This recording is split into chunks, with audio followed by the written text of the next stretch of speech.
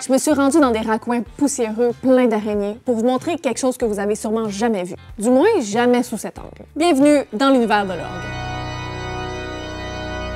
Pour pas trop dire de niaiserie, on a contacté un grand spécialiste de l'orgue. Tâche compliquée, vous vous dites? Pff, même pas. J'ai juste téléphoné à mon père, il est facteur d'orgue. Pour mettre ça au clair tout de suite, il n'est pas facteur d'orgue, mais bien facteur d'orgue. Parce que si vous ne le savez pas, un facteur d'orgue, ça entretient et ça répare les orgues. Un orgue, c'est assez rare qu'on croit ça dans son quotidien, et c'est peut-être ça qui le rend un peu mystérieux.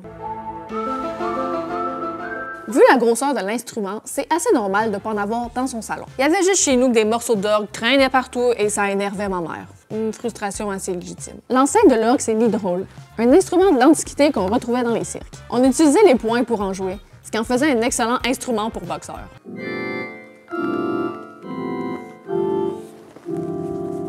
L'orgue d'aujourd'hui ne ressemble plus du tout à l'hydraule. Et ça, c'est pas drôle. Il faut attendre le Moyen-Âge pour qu'il prenne la forme qu'a connue Davy Jones. Bref de fantaisie, on va aller voir ce qu'en pense le commun des mortels. Il n'y a rien d'impressionnant là-dedans, c'est juste un gros piano. Non, c'est pas juste un gros piano.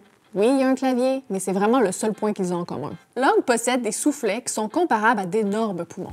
Ces poumons poussent l'air dans les centaines de tuyaux pour les faire chanter. Il y a des jeux en bois comme le bourdon de 8 pieds. Et on voit ici, plus loin, en haut, des jeux qui font jusqu'à 16 pieds de haut, qui sont les jeux de pédales. L'orgue est au cœur de la liturgie chrétienne. On le décrit comme l'instrument qui élève les âmes vers Dieu. À ce que je sache, on n'a jamais dit ça du gazou.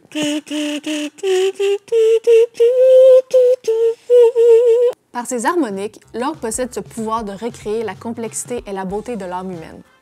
Avouez que c'est quand même pas mal.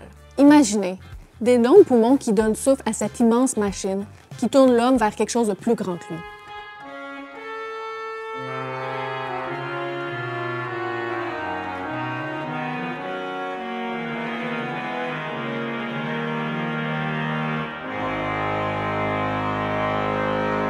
Au final, deux choses. Primo, un orgue, c'est pas un gros piano.